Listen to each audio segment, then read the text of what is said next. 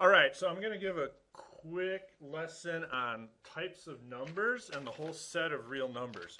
So what you're viewing right now is the good old number line. And so really this is a historical document because over the years it's grown and it's finally all grown up and all filled in.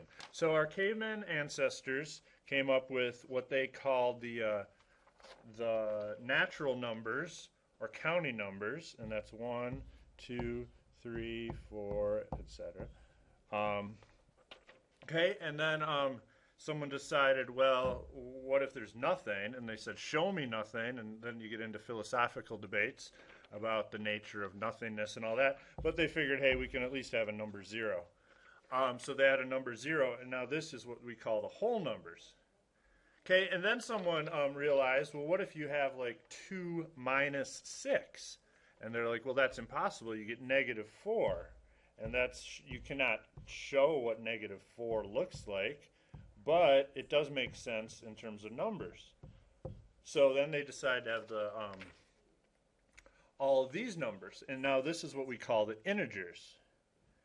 Okay, and now what happened next was someone decided, so our number line's filling in, right?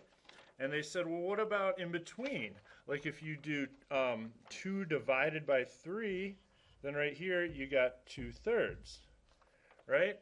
And we can make all kinds of crazy fractions. And in fact, like a decimal, 1.5, that would go right here. That's just 3/2 or 1.5, however you want to put it. So a decimal and a fraction are exactly the same thing, unless the decimal goes on forever and ever and ever. So really we have, in essence, our number line gets filled up pretty good with all these fractions, right? You can pretty much draw a fraction wherever you want. Okay, anything, you know, like let's say over here there's 6.3 repeating, which is 6 1/3. That goes on there nice. But now what happens if a number cannot be written as a fraction? And so that's called an irrational number. So an example of that is like pi. And so pi is probably the most famous irrational number, but that's approximately 3.141592655, you know, and then it just keeps going. It never repeats. So it's an irrational number. So this is where it gets a little weird, right? We can put that point on the number line. It's going to go somewhere. Well, no, come here. Oh, the number line got a hole in it.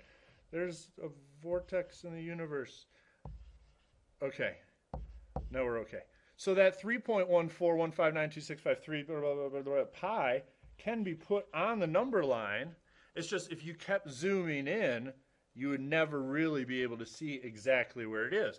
But the cool thing is now, is our number line now is complete. It's full. It's completely full. And so let's take a look at, what is it? No, I hate when these things pop up in the middle of my videos. I do not want to restart my computer now.